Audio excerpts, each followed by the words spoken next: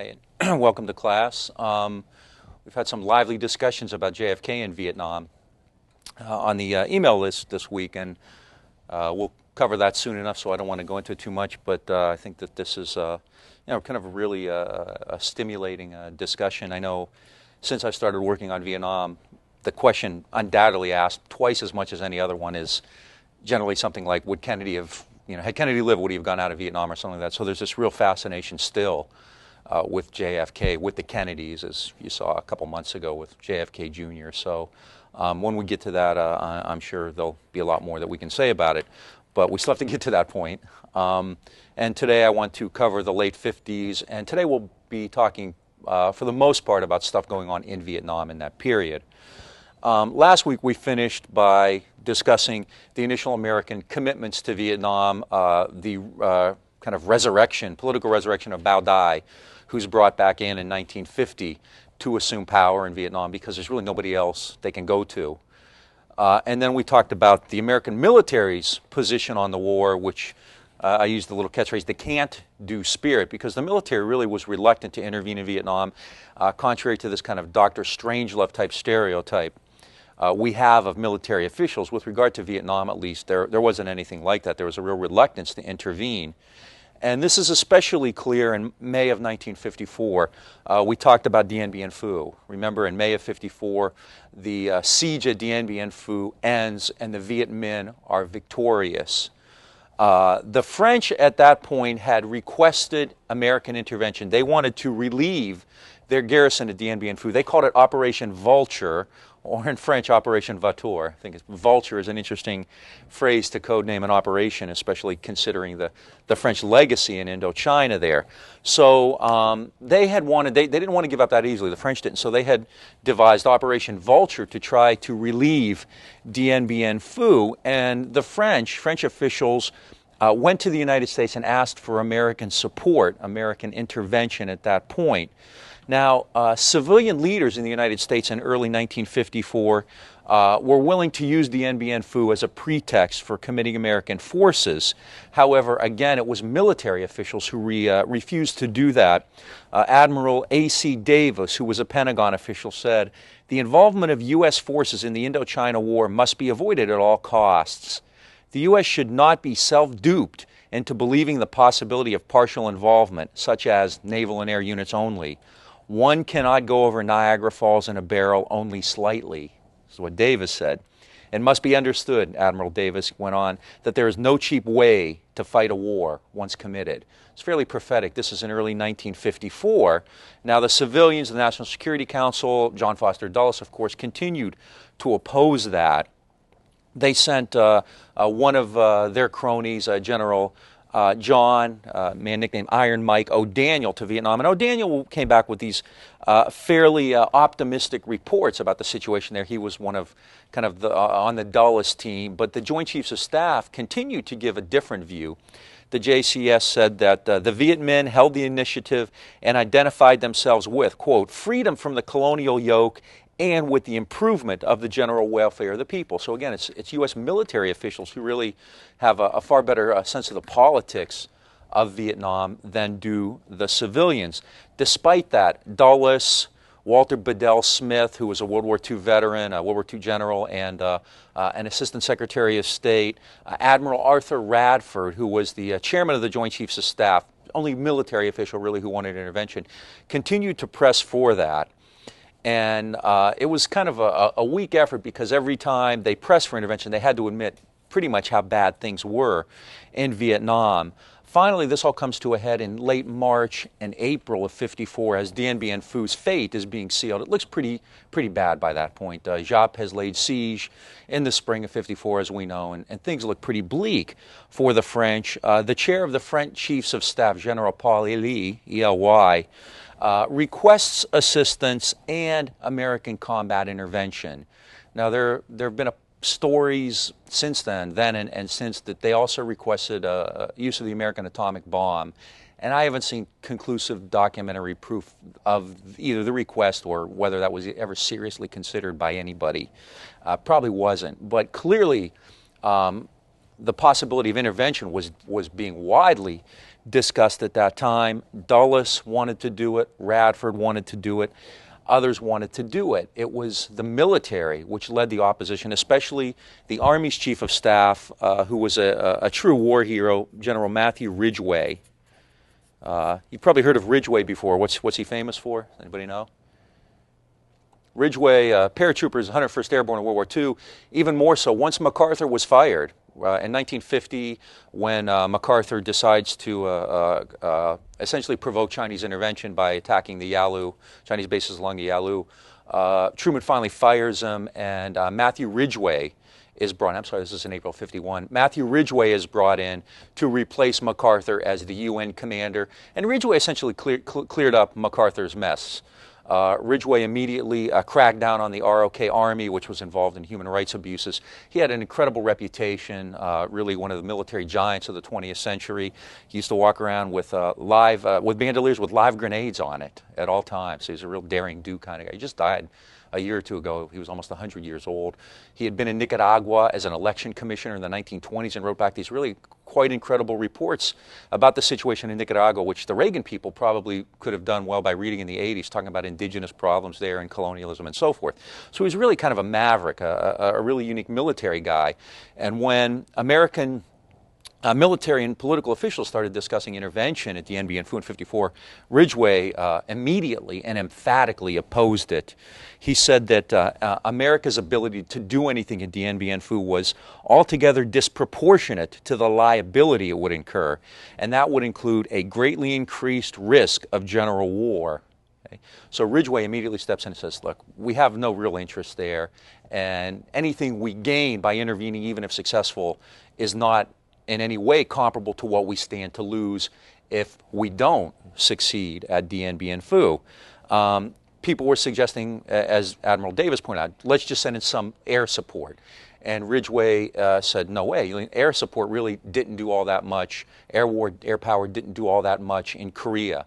And this is something that you're going to see time and again. There's a real conflict within the military over the use of certain tactics and certain strategies. And so I know after the war, one of the major arguments used by defenders of the war has been, that they should have unleashed the Air Force. In fact, the biggest critics of air power and the effectiveness of air power have always been Army generals. And there are turf battles involved in that too, which is really kind of telling. But the fact of the matter is, anytime you make an argument, if we had only done this, you can find another military wing which will refute that. And with regard to air power, nobody did this effectively, I think, as the Army did. Ridgeway said that air power is an unprofitable adventure without any important effects on the fortunes of the soldier on the ground. Okay, so again, it's military officials who reject these kinds of things. Nonetheless, Dulles and Radford continued to press for intervention, and it was Ridgeway and other military officials who continued to dampen their enthusiasm. Ridgeway said that for the Army to fight, it would have to commit at least 7 divisions. 7 divisions in Vietnam, I mean, that's an area of very little, if any, interest. And so Ridgeway's saying, the Army can't afford this. We're already committed to NATO. We're committed to Japan. We're committed to defending North America. Why would we send a large contingent of forces to Vietnam? And he said, even if we have air support, or even if we use atomic weapons, we're still going to have to send in a huge group of ground soldiers. He sent a survey team, a technical survey team, engineers and logistics people to Vietnam, and he pointed out something which I think is really crucial, that Vietnam was essentially a terribly underdeveloped country. It didn't have bridge or port facilities. It had a monsoon climate that would limit operations. It didn't really have any kind of communication system to speak of. So before the U.S. could do any kind of intervening, it would have to first build a country. And this is what happens in the 60s. I mean, Brown and Root from South Vietnam, courtesy of Brown and Root. But Ridgeway says, it's not just a question of sending in guys to fight. It's a question of having facilities there. I mean, where do you land them? There's like one port in Vietnam before 1964. I believe at Cam Ranh Bay, if I'm not mistaken. So Ridgeway says, before we can do anything, what are we going to do? Walkie-talkies, there's no communications there. It's really a terribly underdeveloped country, and to think about intervening and fighting a major war there is somewhat preposterous. This is Ridgeway's argument. He said that in addition to that, and this is obviously going to be quite telling, quite prophetic, quite prescient, American troops aren't trained to fight in places like Vietnam. He said Army units were too ponderous for the type of guerrilla wars which would be fought there. He said Ho Chi Minh, Von Nguyen Giap, and others are used to that kind of fighting. They're waging a clever war of guerrilla warfare. They often use the term clever, which kind of ties into the stereotype of the inscrutable Oriental and whatnot. So there clearly are these aspects to it as well. But Ridgeway's, basically on target that, Americans don't know how to fight this kind of war. We're not trained for it. We're used to sending in the tanks into Europe, and you can't really do that here. So he concludes that any intervention in Vietnam would constitute a dangerous strategic diversion of limited military capabilities in a non-decisive theater to the attainment of non-decisive local objectives. Ridgeway talked to Eisenhower. He believed that more than anything, the military's reluctance to do anything at Dien Bien Phu was decisive. Ridgeway said, to a man of Eisenhower's military experience, its implications were immediately clear. Now, there are probably other factors why the U.S. didn't, and the U.S. did not intervene at Dien Bien Phu. No one else wanted to go in. The British didn't. There were no allies. But probably as much as anything, it was the military's resistance to do so that was really important. I mean, Ike knew these people very well. He had fought with them. They had been his fellow officers during World War II. And so when they almost unanimously, with the exception of Radford, go to him and say, this is a mistake, this is a no-win situation, he listens. Yeah. How many men would the French have had at Dien Bien Phu, that entire theater? Did I say that? Roughly? I think, well, in Dien Bien Phu, what did I say, 30, 40,000? That could be off. I think I said I was going to look that up, and it was a lot. a whole group, yeah, a whole slew of them.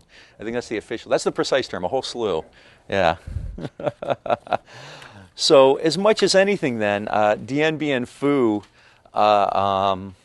America doesn't intervene at Dien Bien Phu in large measure, I think, because of the military, other factors as well. I don't want to give them Ridgeway all the credit, but that's really, quite important. I mean, when your military says we don't want to fight, then you ought to listen to it. Okay? So this can't-do spirit continues then. But even though the United States did not intervene, it does take over the French role and assume control for the war. Ridgeway, I unfortunately don't have the quote here, but in his memoirs, which he published, I think, in 1956, has this very poignant passage where he says, to that great list of tragic interventions that never occurred, I'm happy to, or when the day comes for me to meet my maker and account for my actions, the thing I'd be most proud of is that I never included Indochina in that list of tragic accidents or something like that. He called it a harebrained tactical scheme. So, it's quite moving the way he says it. He was quite proud of the fact that in 1954, he played a major role in keeping the U.S. out of the Vietnam War. That victory, however, was short-lived. It was Pyrrhic, because clearly the U.S. takes steps in 1954, though short of war, which essentially take over the French role and lead the United States, if not inevitably, compellingly, into the path of war in Vietnam. I mean, this is one of those great counterfactuals. When could the U.S. not have gone to war in Vietnam? And you can pick a date and make an argument for it, and, it's probably just as legitimate as anybody else's. I mean, 54 is a big one, though. I mean, perhaps Kennedy maybe had the chance to pull out, but 54 is a big one. I think it's real tough to see, once the U.S. sets into momentum this support in Vietnam, how it can pull back, and it clearly does that. The U.S. essentially invents another country and assumes responsibility for its independence. Okay? It assumes training for this army, and it helps them avoid unifying the country. How does it do this? Well, there's a conference at Geneva, and this is just a document which describes the Geneva Declarations. There's a conference on East-West affairs, which is scheduled, it's been scheduled well in advance of Dien Bien Phu for May of 1954, Geneva, Switzerland. And basically the major powers are going to get there just to talk about the world situation. Well, Giap and Ho, as I said, are very clever, and they're strategically they understand how to mix politics and military affairs very, very closely. And they know that this conference is scheduled for Geneva. So essentially they push the Dien Bien Phu siege so that it ends before or while the conference is in session, and they do this perfectly. I mean, the timing, central casting couldn't have done this any better, right? So Dien Bien Phu siege ends, boom, Geneva. So everybody goes to Geneva, and Vietnam, of course, now is at the top of the agenda because the French have been kicked out, and it seems like France now, France has to leave. And again, like in 1946, Ho Chi Minh thinks he's independent. And he essentially goes to Geneva to have that confirmed. He expects the conference to confirm his leadership of a united Vietnam. Well, that doesn't happen. What happens? Well, the United States, more than anybody, guts the Geneva Conference and guts the effects of the First Indochina War. Vietnam is on the front burner there, but the United States was hostile to any kind of negotiations with Ho Chi Minh, also with the Chinese who were there. Zhou Enlai, the Chinese foreign minister, represents China there. And the United States, led by John Foster Dulles, refuses to recognize Ho Chi Minh as the leader of a unified Democratic Republic of Vietnam. This is the name of the North Vietnam. It's the DRVN, the Democratic Republic of Vietnam, and that equals the Northern Vietnam, and that's Ho Chi Minh.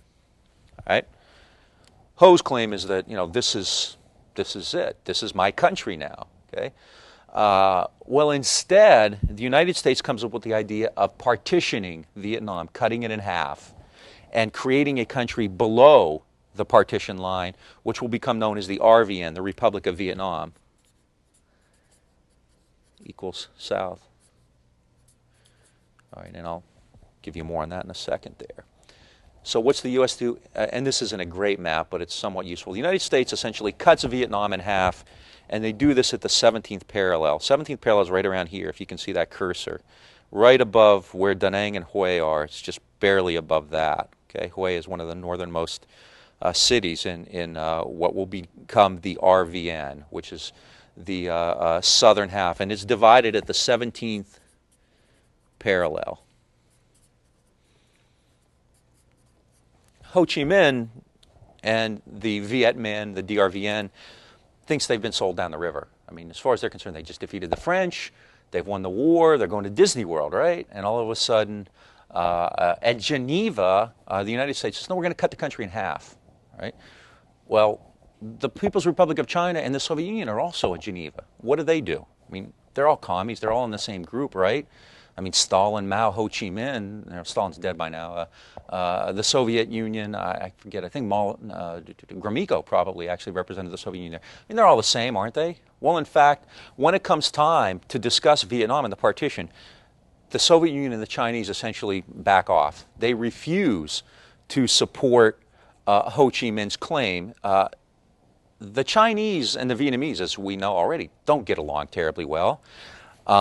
China has other issues that are far more important than Vietnam, especially getting into the UN. The People's Republic of China was formed in 1949, yet who held that seat in the United Nations for the next 30 years?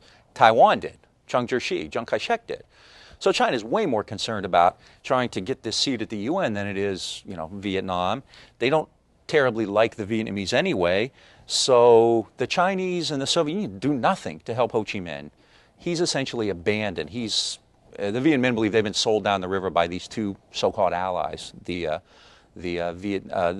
Soviet Union and the Chinese. So Ho Chi Minh is frustrated, he's angry, but as part of the Geneva settlement, this is supposed to be not a permanent solution, but a temporary partition. And elections are scheduled for 1956. Geneva does a lot of stuff, but the two most important things to remember are it cuts Vietnam in half at the 17th parallel, and it also says that elections will be held in 1956 to unify the country and elect a single president of a unified Vietnam. So Ho Chi Minh says, okay, this is a loss, but it's a temporary setback. The partition is temporary. 2 years from now, we'll take care of things. Okay? Ho Chi Minh talks to people in Vietnam. He gives them a speech about it, and he says, he shows both his anger and frustration, but his hope for the future. He says, to demarcate those areas within which forces are regrouped is not the same thing as to divide the nation. This is a provisional measure aimed at the successful reunification of the country. Our compatriots dwelling in hitherto free regions will now be temporarily occupied by the enemy.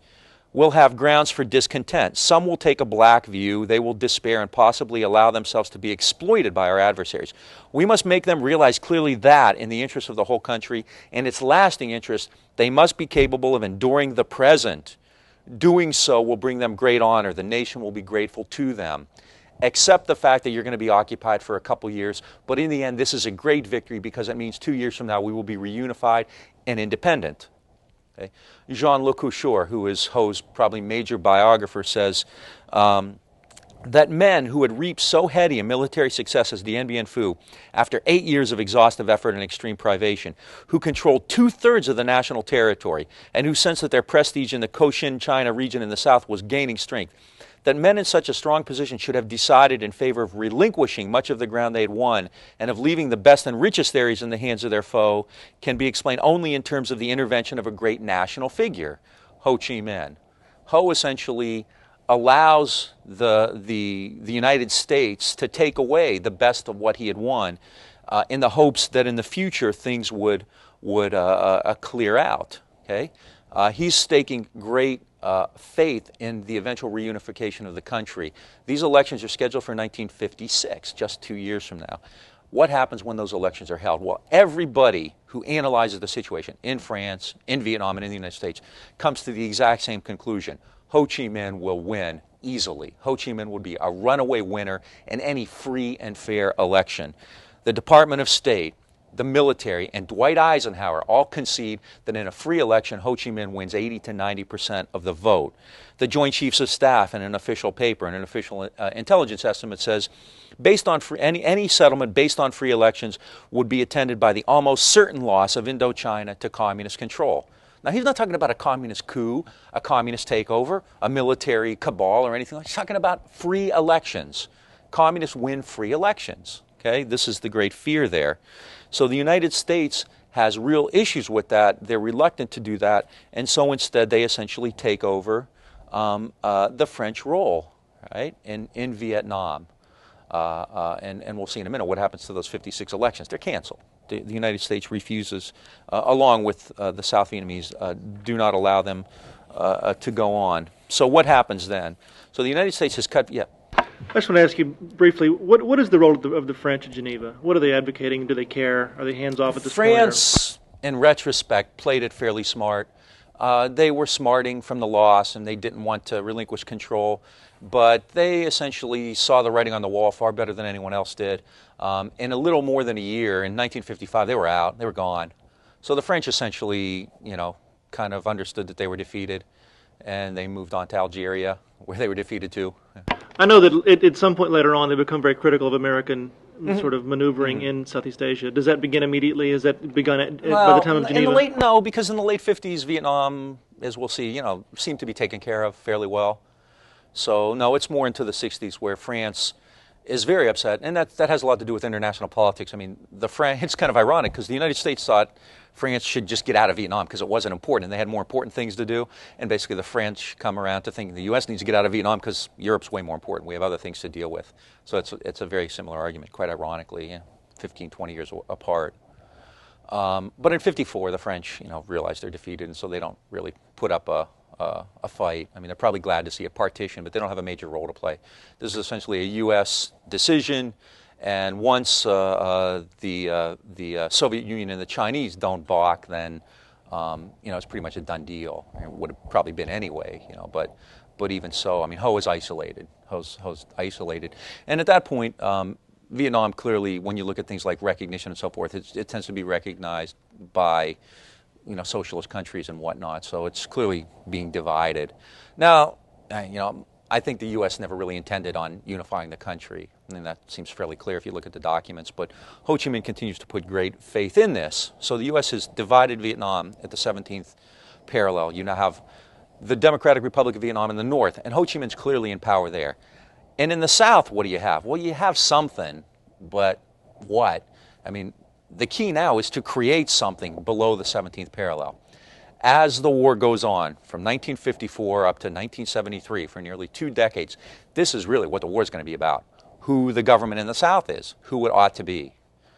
Right? The Viet Cong, Viet Minh, National Liberation Front, DRVN, what do you want to call them, will always argue that there was no country below the 17th parallel, separate from what was above the 17th parallel. They will argue that this was an artificial, fictive state. It was invented by the United States. It had no legitimacy of its own. So this is what the war is about. The war is about who the government below the 17th parallel is. Okay? Well, the United States has to find one. Yeah. Now, did Ho ever realize the consequences of being recognized as a communist? I don't really understand. I mean, I know it's a philosophy, but I mean, because the United States, their whole objective was that it was a communist country.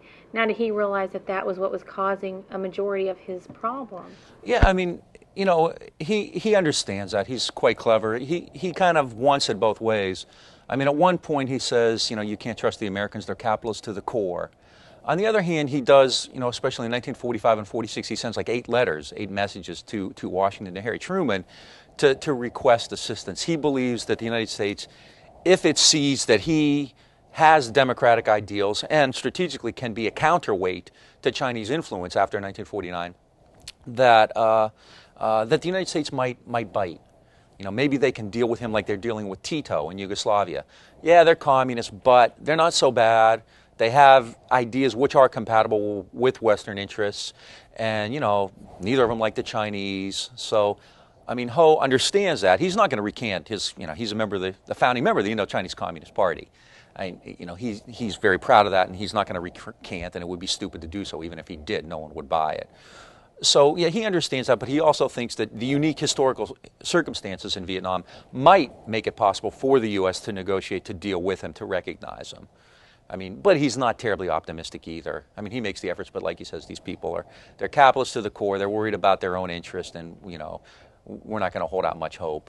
So I think in the end, he's hoping that, you know, he'll wear the U.S. down, which is what happens, or the U.S. will just lose interest and leave, which didn't happen. Well, it kind of did, actually, which we'll deal with in week 12.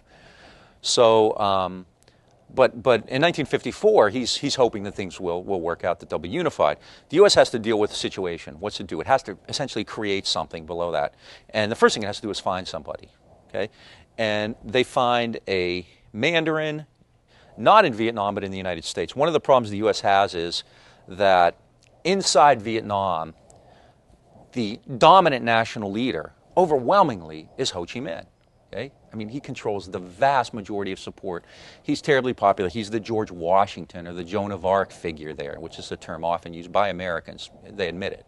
William Westmoreland admits that. Lyndon Johnson admits that. Dwight Eisenhower admits that. Everybody admits he is the founding father of Vietnam, the most popular guy there. So you have to find somebody to be a counterpoise to Ho Chi Minh. Well, there are some other figures in Vietnam who are credible, but they're communists. And those who aren't really agreeable to the United States because they're nationalists. So as the U.S. surveys a list of Vietnamese who it could use as a counterpoise to Ho, it's these communists and nationalists, none of whom it feels very comfortable with. So essentially, and this is again very telling, where does it go? It has to go to New York to find somebody to run South Vietnam. And it chooses a Mandarin named Ngo Dinh Diem. Okay? And there are some pictures of Diem. We'll talk more about him. There's just a picture of Diem himself. This is Diem's family. We'll talk more about that. That's his brother, Ngo Dinh Nhu, and his Nhu's wife, Madame Nhu. And here's a great picture of Diem and an American military official. And it might be Radford. That would be my guess, but I'm not gonna swear on that. That's Arthur Radford, the chairman of the Joint Chiefs of Staff. But I'm just guessing that might be who that is. So this is Diem. This is the Ngo family. Actually, the full name in Vietnamese, the family name comes first. So it's the Ngo family, Ngo Dinh Diem. And his brother's name is Ngo Dinh Nhu. We'll talk more about him, too. Okay? So this is the Diem family. Now, Diem was Vietnamese. Okay? And he actually had nationalist credentials. And in fact, he fled Vietnam in 1944, I think, during World War II because he didn't like neither the French nor the Japanese. He did believe Vietnam should not be dominated by these outside powers. So he flees the United States. He's a devout Catholic, and this is going to be quite important later because Catholicism is fairly small in terms of percentage in Vietnam society. 10 to 15% of Vietnamese are Catholics, and the vast majority are Buddhist. So Diem is Catholic, and while he's in the United States, he stays at a seminary in upstate New York, and he makes very influential friends because he is a well-known Vietnamese from a very fine Vietnamese family. He comes from one of the better families. Remember, what was it? Diem's father And Ho Chi Minh's father helped found the same academy or something like that. I can't remember what it was. I mentioned it a couple weeks ago. So he comes from one of the finer families in Vietnam. So he's already kind of has access. And while he's in New York, he makes very influential friends, especially Catholic friends, including, maybe most importantly, a young senator from Massachusetts from one of the finest families in the United States, John F. Kennedy. Okay, he gets to know JFK very early on, while JFK is still a congressman and then becomes a senator. Mike Mansfield, who later will become the Senate Majority Leader from Montana, and Francis Cardinal Spellman. And if you don't know anything about Spellman, you really got to find out. He's what a character. But Spellman is the head of, essentially, his nickname was the American Pope. Spellman was the Bishop of New York, but he was more powerful than that. I mean, Spellman was one of the greatest cold warriors in the world, and Spellman had power, and he took care of his own. Like Richelieu. Yeah, the American Richelieu, there you go. So Spellman and Kennedy and Mansfield and other people, they even create a group called the American Friends of Vietnam, which is funded with a lot of Catholic money, and they support Diem. So in 1954, the U.S. kind of comes a-looking, and who's it find? Well, it finds Ngo Dinh Diem. Diem had been in a seminary, he was unmarried, he didn't drink, he practiced celibacy, but he was a chain smoker. Any American official who ever met with him will tell you he just sat there smoking cigarettes nonstop for 3 hours, and he would quite often talk and never shut up and let the Americans talk to him. So he was a bit of an eccentric character too, and as we'll see, his family was pretty interesting as well. Right? So the United States finds its leader in Ngo Dinh Diem, and in 1954, it persuades Bao Dai, who would rather be, you know, in the brothels and at the gaming tables anyway, to appoint Diem as his prime minister. Diem hated the French, so to that extent he was a nationalist. He did not know a whole lot about Vietnamese society, especially the way things had developed over the past 10 years because he'd been in New York. And he didn't have a deep and abiding concern for the Vietnamese people. And, I mean, Diem had his fans at the time and still does, but it's fairly clear. I mean, when you look at some of the stuff he did, he was not exactly, you know, Father Flanagan of Vietnam. But he wasn't Bao Dai, he wasn't Ho Chi Minh, and essentially the best you're going to do. So when it came time for the Americans to find somebody to lead this country, whatever it is, this geographical entity at this point below the 17th parallel, they choose Diem. Okay? And this country will come to be known as the Republic of Vietnam, the RVN. So this is kind of the lineup. In the north, you have the DRVN, Ho Chi Minh's country, and in the south, you have the RVN, which is Ngo Dinh Diem's country. Okay? So this is it. Later on, Homer Bigard, who was a reporter for the New York Times, described American policy with a little rhyme: sink or swim with Ngo Dinh Diem. And this kind of becomes U.S. policy for the next almost decade, close to a decade. Sink or swim with Ngo Dinh Diem. Okay? So what's the U.S. do? Well, the U.S. continues to support Vietnam, and especially Diem.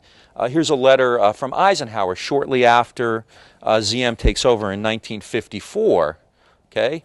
And Eisenhower, and if you get a chance, you ought to read this printed out and take a look at it. There are a couple things in there which are important. One, the settlements said that there would be a time period, I can't remember exactly how long it is, in which people could move to north and south, from north to the south or from the south to north. There would be a free flow of people, a resettlement process essentially. Okay? In the north, the Catholic Church and the Vatican put out kind of the alarm, sounded the alarm about Ho Chi Minh and the communists. And so hundreds of thousands, some figures go as high as 1 million, people moved from the north to the south. The majority of these folks are Catholic. Others who are strongly anti-communist do the same. There are also a smaller number, but a significant number, of Viet Minh veterans who move from the south to the north. So there is a relocation, a resettlement. Diem uses this as a reason to ask the U.S. for aid, and Eisenhower says your recent requests for the movement of several 100,000 loyal Vietnamese from areas which are passing under a de facto rule and political ideology which they abhor are being fulfilled. I am glad the United States is able to assist in this humanitarian effort. So U.S. support is put in the guise of humanitarianism. Okay, so Diem gets this initial infusion of U.S. aid. But something else which I think is really telling, toward the end of this document here. It's toward the end. The United States is going to give aid. The government of the United States expects that this aid will be met by a performance on the part of the government of Vietnam in undertaking needed reforms. And this is going to become a mantra for the U.S. there. It's going to consistently tell Diem that the Vietnamese are going to have to clean up their act. They're going to have to institute reforms. And the implication there is that, if you want to keep getting help from us, you got to clean up your act. Okay? That's never more than an implication. And in fact, it's really never more than lip service. The U.S. never really uses any leverage against Diem. So, yeah.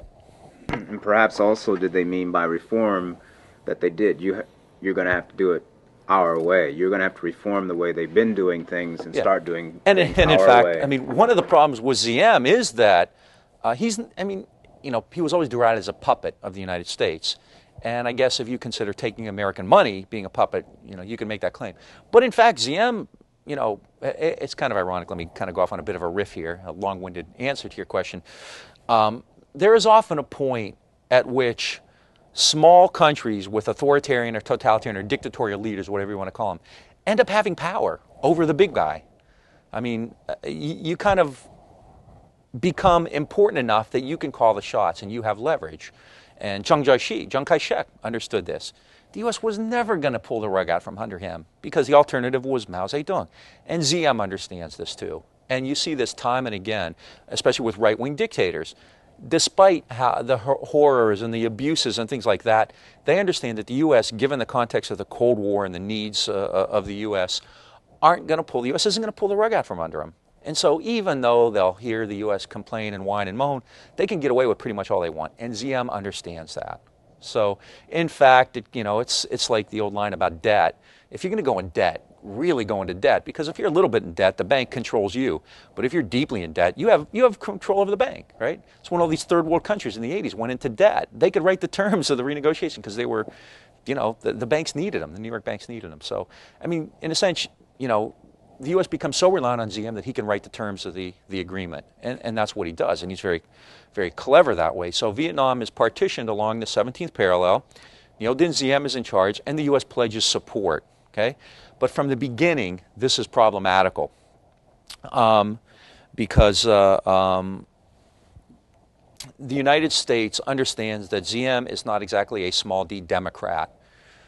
Whether Vietnam has any tradition of democracy can be debated. Whether Ho Chi Minh was a Democrat has been and will continue to be debated infinitely, forever and ever.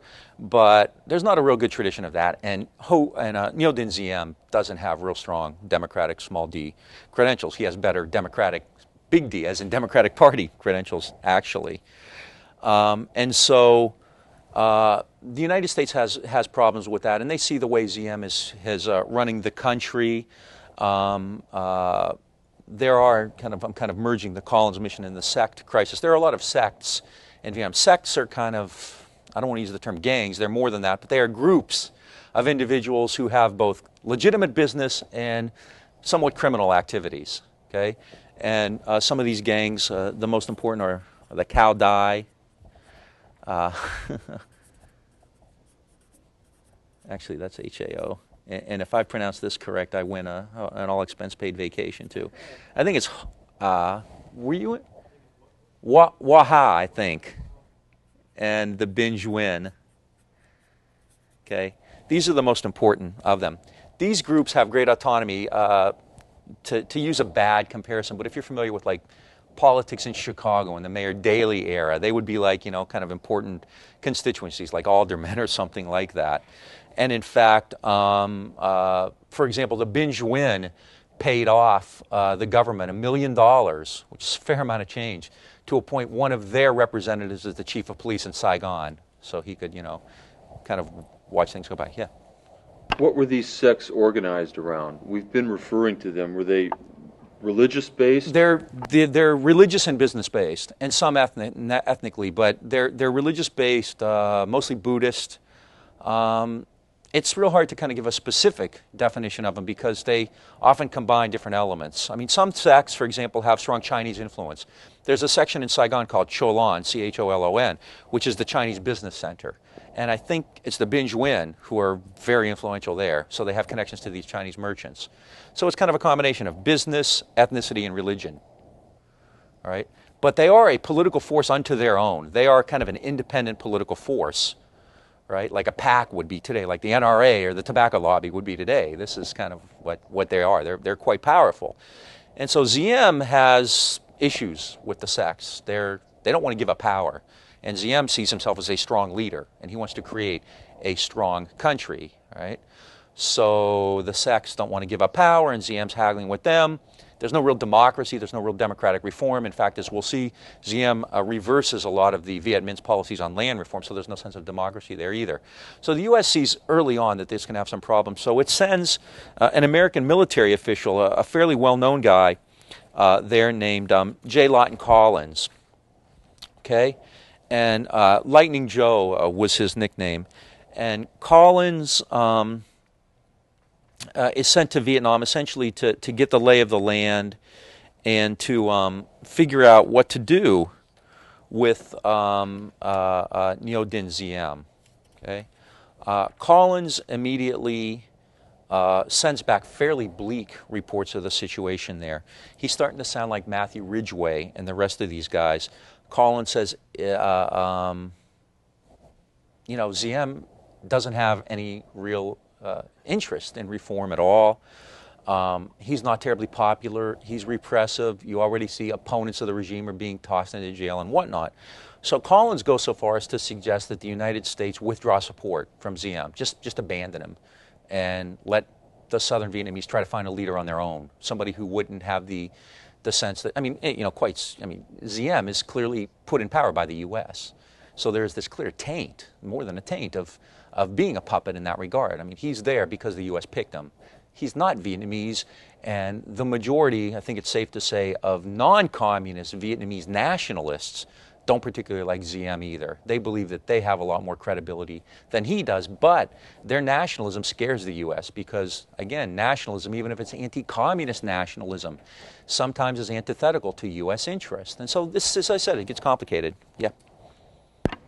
Who actually approached Ziem about becoming the head of the country from the U.S.? I mean, was it Kennedy or was it Mansfield or was it through official channels through the State Department? It was through the State Department, right. So his perception of how he got there was, there's no question about his having gotten there from the U.S. as opposed to him just wanting to be president and sort of getting support from the U.S. Yeah, but at the same time, he comes from a very fine family, and there is a sense of privilege and entitlement there.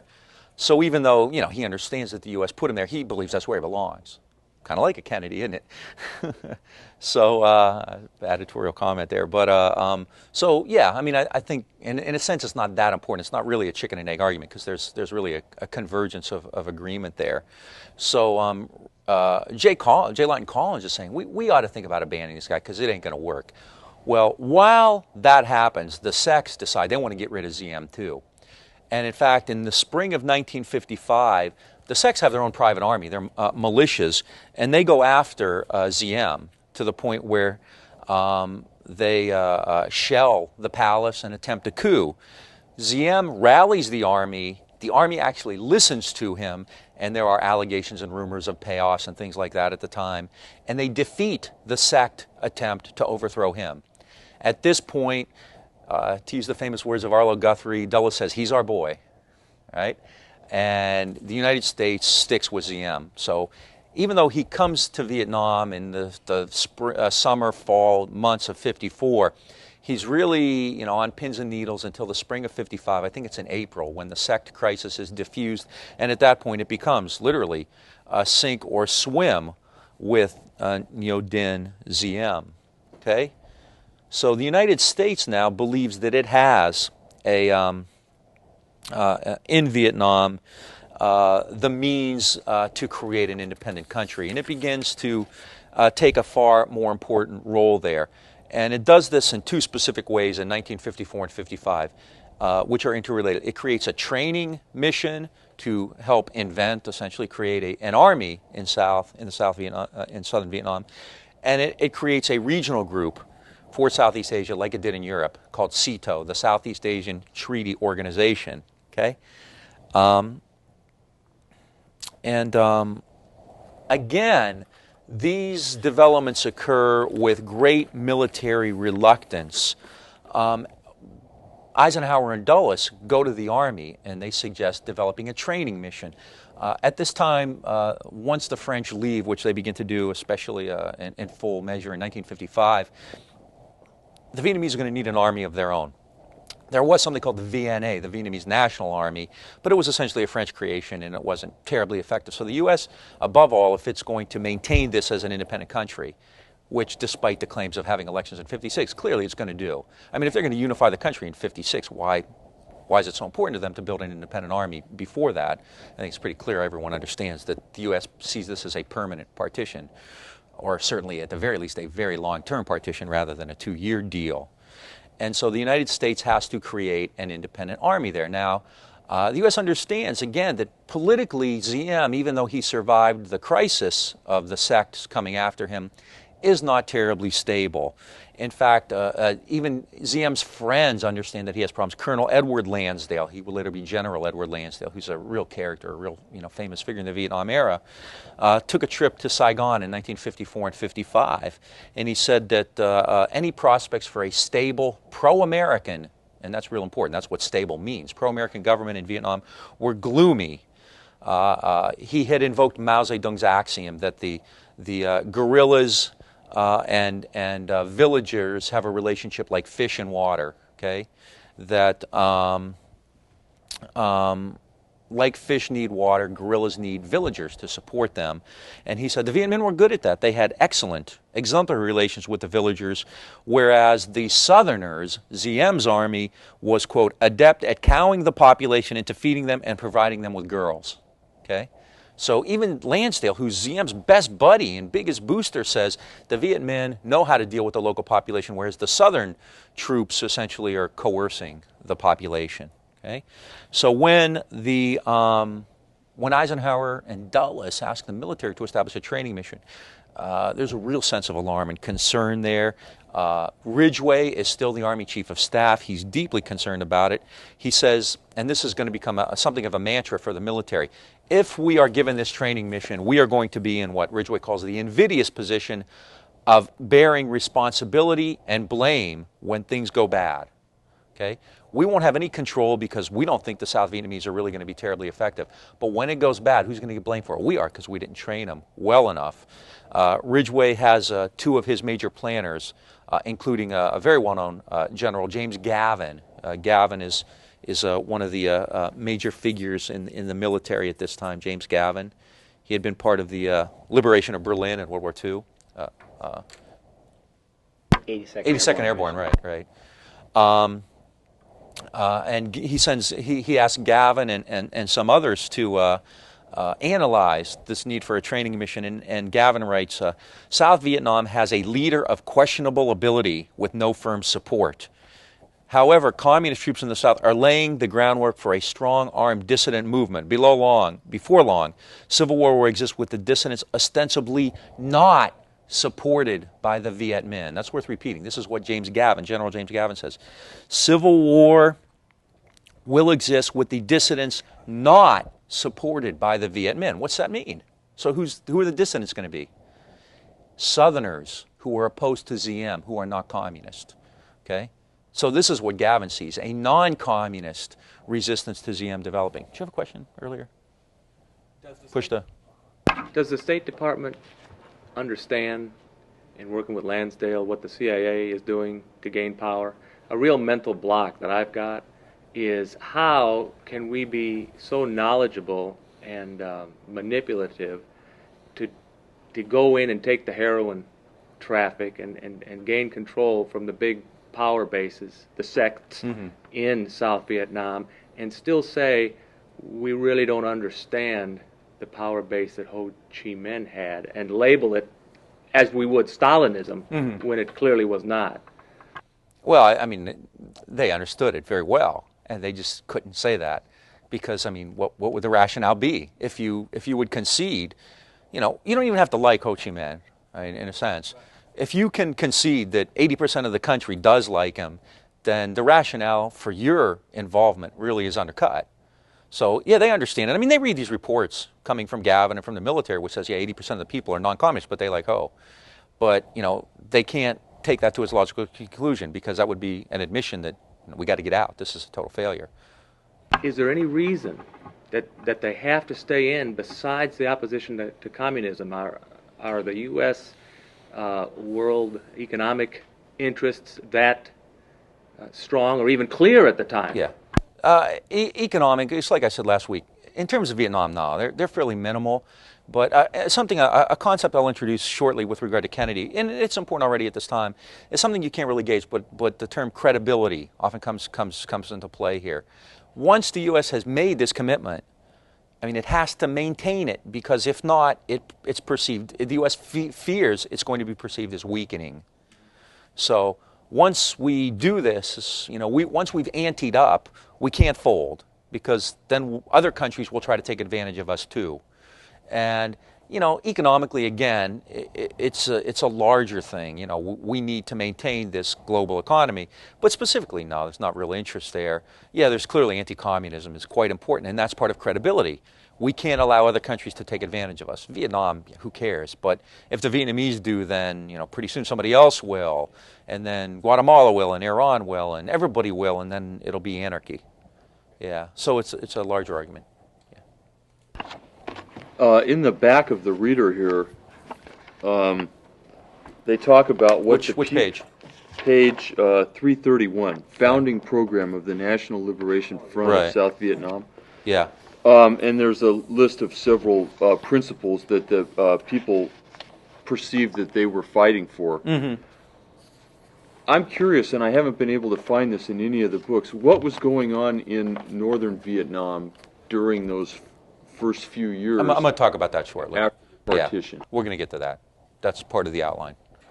After we do the South, we'll do the North. Let me just finish up here. So the training mission, the U.S. military opposes it, but again, you know, they don't have power. The civilians do. So they say, yeah, you're gonna train, even though, you know, the money's not there. You know, the Army would rather have. The Army estimates it's going to cost $500 million to train the Vietnamese. They'd rather have that money for themselves to do something else. Well, doesn't matter. So essentially, they're fighting a rearguard action, and the training mission is established. At the same time, they oppose SEATO. The U.S. wants to establish this regional group like NATO for Southeast Asia. And the military opposes that too. They simply want to be a consultant to South Vietnam, but again, Dulles and Eisenhower get their way. So SEATO is established too. So the U.S. not only essentially has created the South and taken advantage of it and taken responsibility for it, but agreed that it will create an army, which will become the ARVN, the Army of the Republic of Vietnam, which I'll put up there later, and establishes this regional group, this SEATO group, which will then be a regional group then, not only Vietnam, but Cambodia and Laos and Thailand and Burma and other countries. So the U.S. clearly has picked up the ball in Vietnam and is going to take responsibility for it. So what's, per your question, what's happening in Vietnam? I'm going to do first the South and then the North. First of all, we'll talk about the RVN and ZM, and these I think are just photos. Again, they're the same ones I had up there earlier. So if you want to take a look at those again, they're right there. In power, ZM establishes something called the Can Lo Party. Okay, and the Can Lo Party is roughly translated by, well, go back a bit. ZM's brother Nu created the Can Lo Party, and Nu believed in a philosophy of government called personalism. Okay.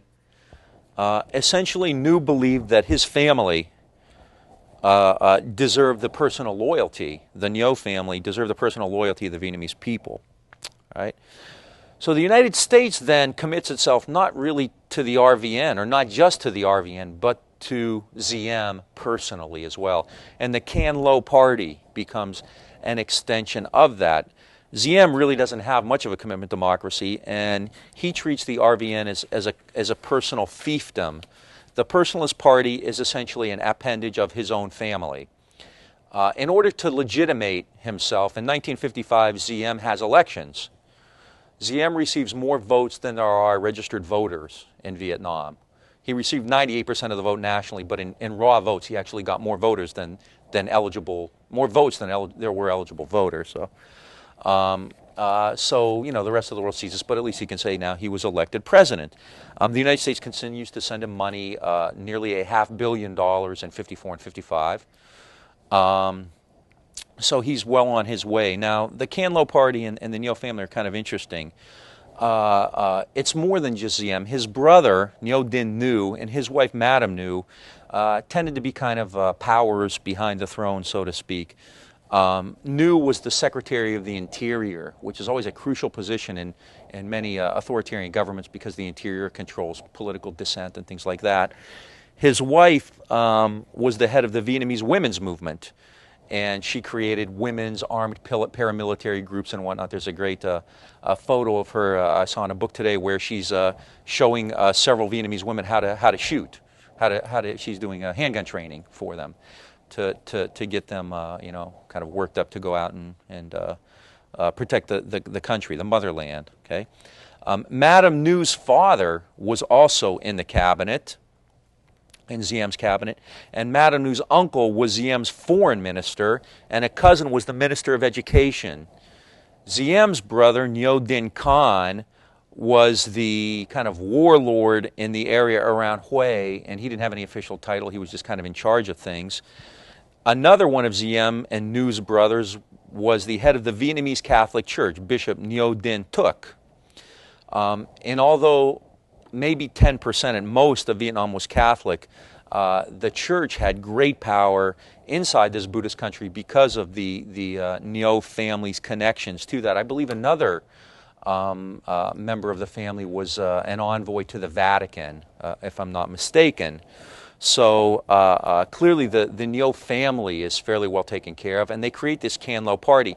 And to solidify their power further, Diem and Nhu fire about 6,000 army officers when they come to power. So they gut the army, and they replace them with loyal officers who may not be as competent. And many of these officers, if not most, understand that to get ahead, it's good to be a Catholic. So many of them convert, and they also force the officer corps to join the Can Lo Party. The army also takes over civil police functions, and officers take over civil military duties, civil administration duties, so it really does become a police state in that regard. All right, the military is taking over civic functions, and police functions essentially, as we'll see in a minute, become dealing with so-called dissidents. Right? Once they have established this administrative capability inside the RVN, then Diem goes after his enemies, whether real or imagined. And the key to this is a series of laws, and this is the most notable of them. It's called Law 10/59, and it was passed in May of 1959. And this sets out the list of laws which cannot be broken, and a lot of them have to do with loyalty to the Ngo family.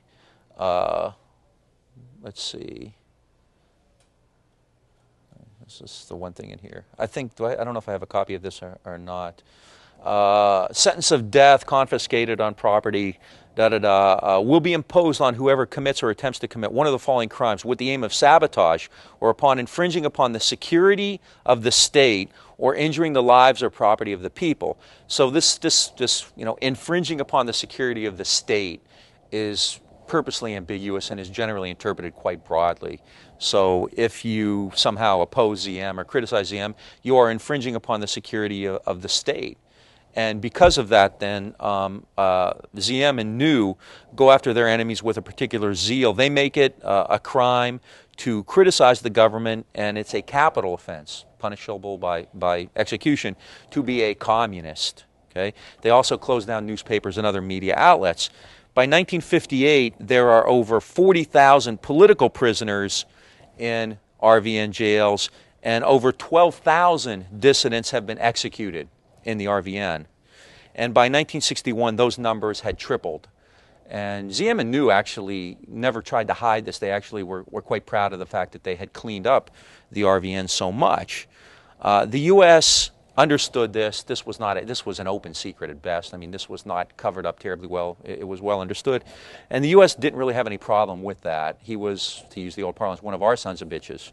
So Washington supplied the RVN with 85% of its military budget and 2/3 of its overall budget.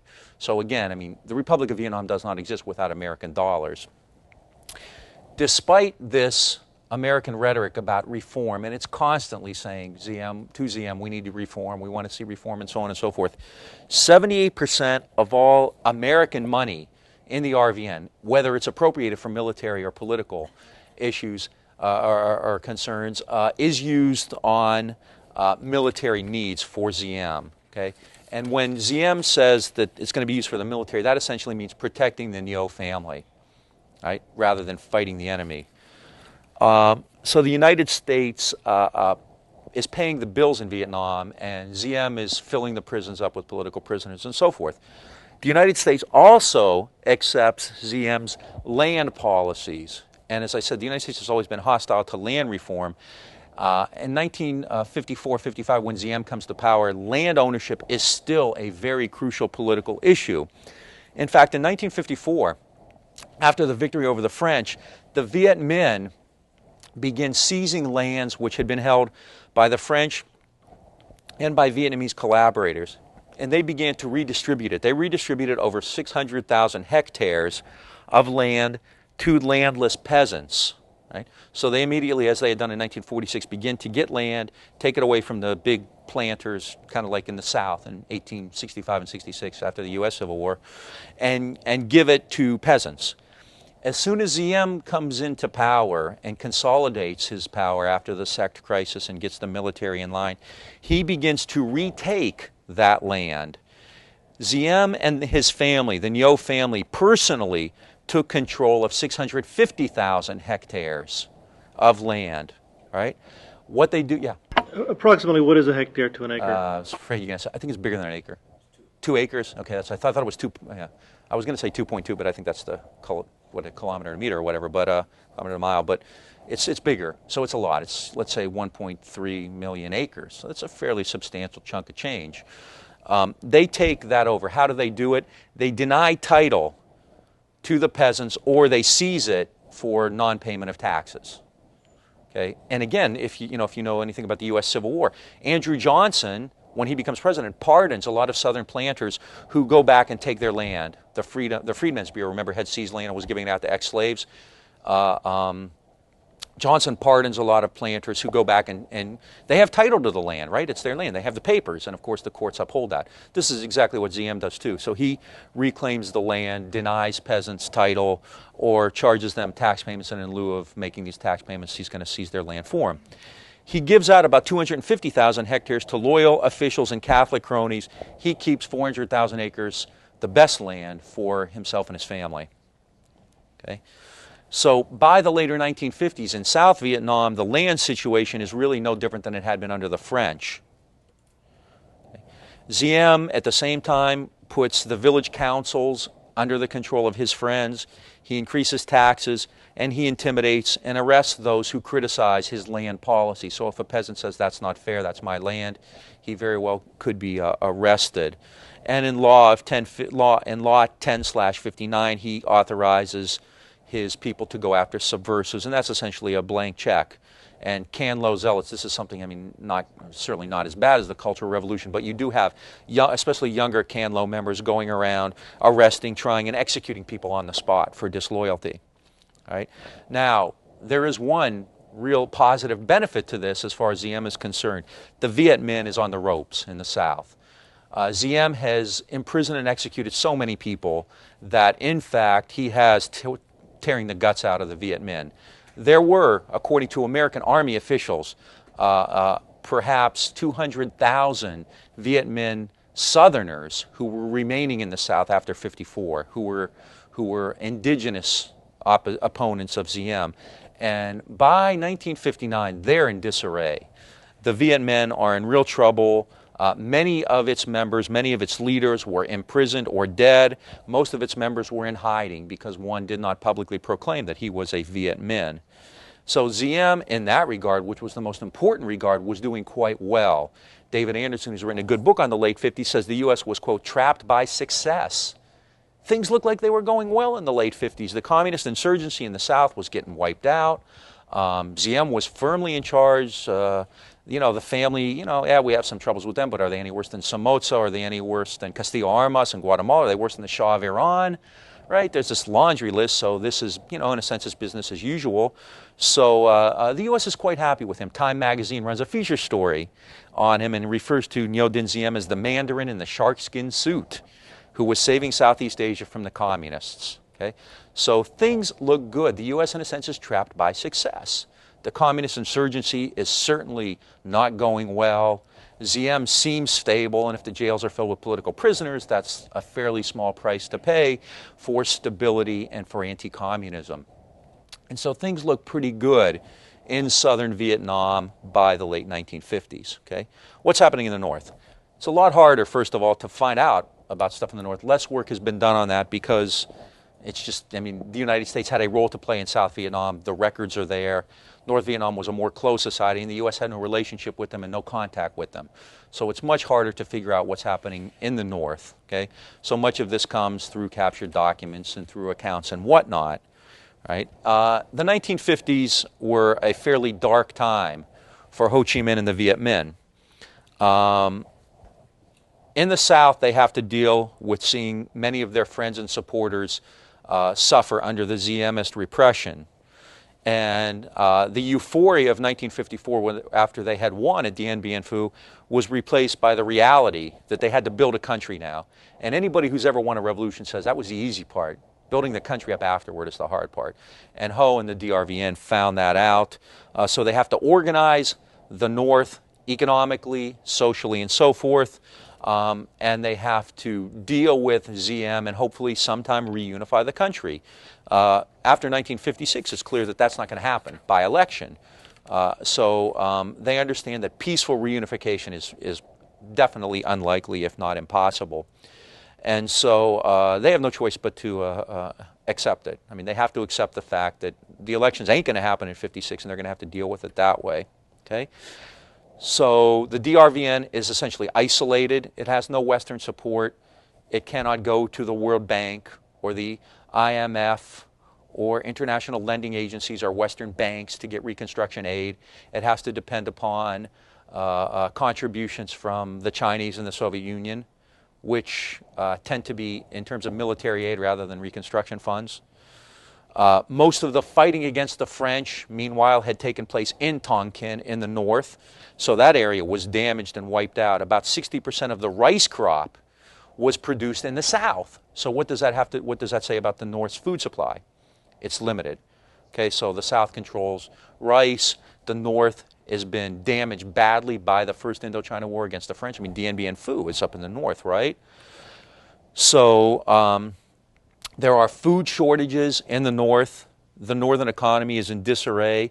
In fact, Ho Chi Minh even made overtures to Diem and his brother about some kind of economic integration with the South.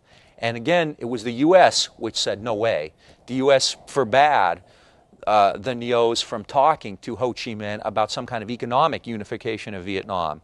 And this helps drive the DRVN even closer to the PRC, to the Chinese and the Soviet Union. So this is another instance of Ho Chi Minh, whether it was sincere or not, one doesn't know because it was never really attempted, but Ho Chi Minh reaches out to Diem and to the U.S. and is rebuffed.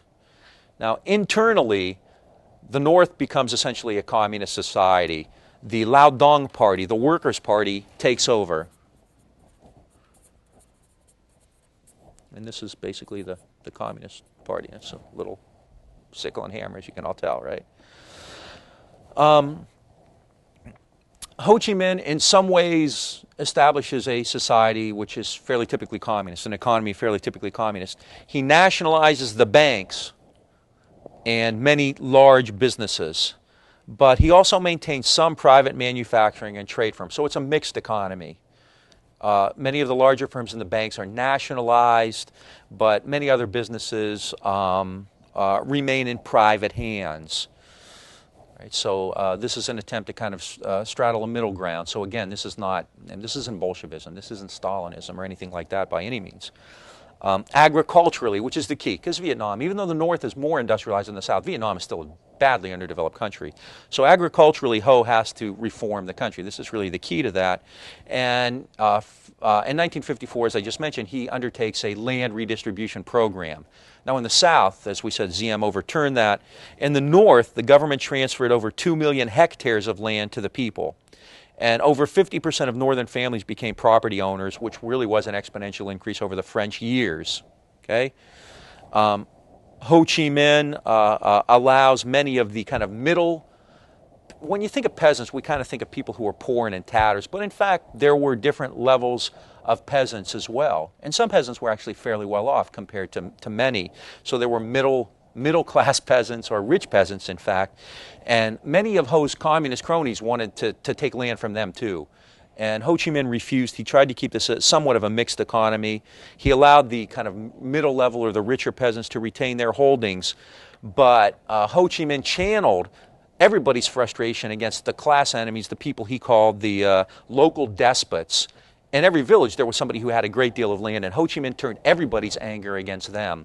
So these local despots became the target for roving bands who would go after these guys and attack and whatnot. Local officials in many cases, however, became overzealous in enacting land reform, and they began to attack peasants who might have held land but didn't adequately have the right kind of ideological fervor. So these people owned land, they supported the government, but Ho Chi Minh's minions, Ho himself is in Saigon, tend to be kind of zealous, and they believe that, you know, even if a guy supports the government, he shouldn't own that much land. And Ho has basically given orders that that was okay, that they could still be part of the system. In various areas then, including Ho Chi Minh's home province of Nha An, peasants begin to protest against the land takings.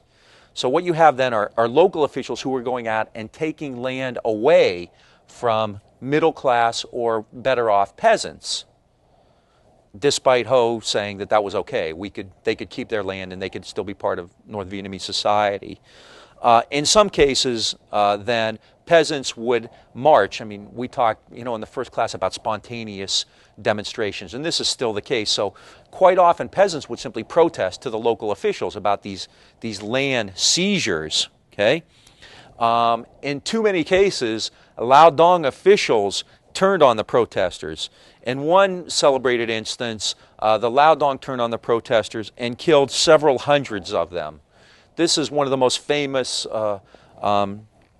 acts in North Vietnam, and this has become part of the legend. Richard Nixon in the 1970s, I think 69 or 70, went on TV and he claimed that at one point Ho Chi Minh had slaughtered 500,000 peasants in North Vietnam who were protesting land reform.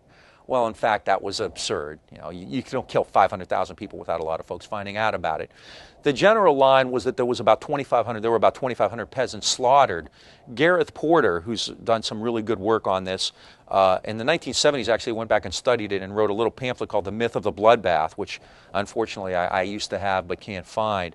And Porter, based on some pretty good evidence, suggests several hundred were killed, which is still horrific.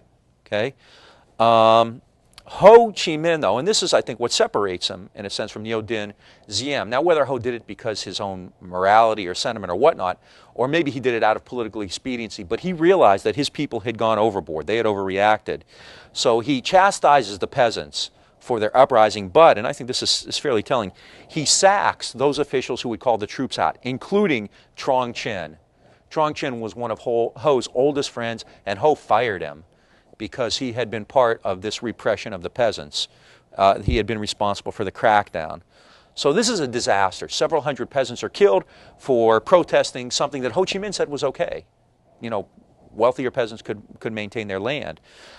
So this offers a strong contrast, I think, to the Diem regime's behavior, whereas the Nios boasted of arresting people. Ho remains Uncle Ho after that time. Again, what limited evidence is available, and William Dwiker's book is very good on this, indicates that Ho still retained the support of the people. Now, whether it may have been a good cop, bad cop routine. You know, it may have been, you know, Trong Chin was going to take the fall, and Ho would say, you know, I didn't have anything to do with that. Ho may very well have told Trong Chin to go ahead and do it.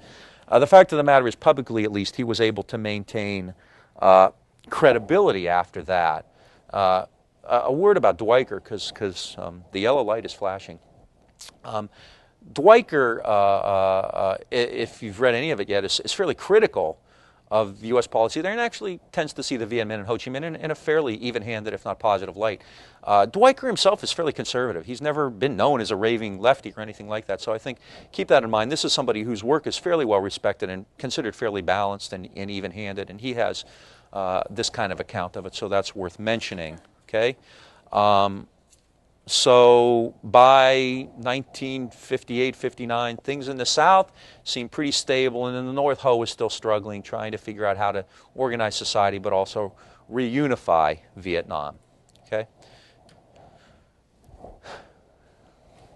On red. Dwiker